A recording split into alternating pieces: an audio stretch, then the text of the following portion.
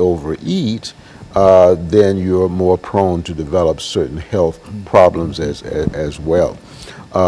So there are many things that people do that are acts of violence that are normally not thought of as acts of violence. Good. So the thing about violence is that it's very broad. It's much more than just me assaulting someone or injuring someone or killing someone. It's a much broader concept. I'm reminded of what the scripture says. It says sin is lawlessness. And of course, breaking the law, the assumption is that you have committed a violent act if you break the law.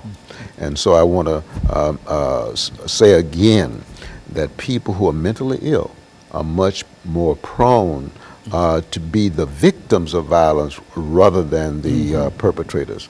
And as I said before, there are many other factors that contribute to violent behavior other than just mental illness. What are some of the other factors, Dr. Poe, for example, that would contribute to mental illness outside of violence? Okay. Well, I want to make a few comments about factors that puts a person at risk of committing a violent act. For example, if a person has a past history of violence, that puts a person at risk of committing a violent act, whether the person is mentally ill or not. If a person is a substance abuser, as we said earlier, that puts a person at risk of committing a violent act, whether that person is mentally ill or not.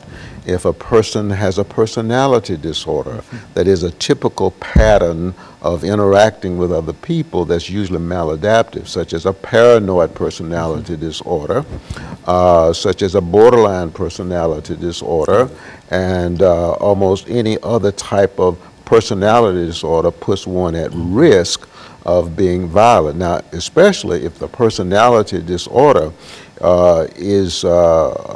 also involves another mental disorder, then that puts that person at fairly high risk of engaging in some type of violent behavior. Another factor that increases the risk of violence is excessive stress, especially the stress of being homeless, the stress of being divorced, the stress of losing a loved one due to death. These are the stress of unemployment. These are factors that increase the risk of a person being violent. Of course, poverty is another factor.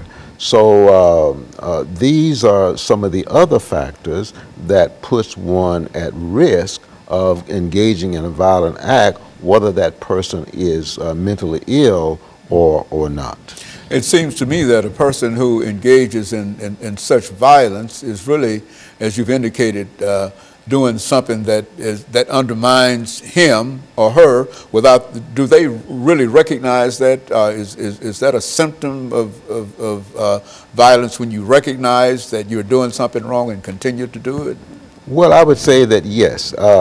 If I'm intentionally doing something that I know is doing damage to me or damage to someone else, then to me that's an act of violence.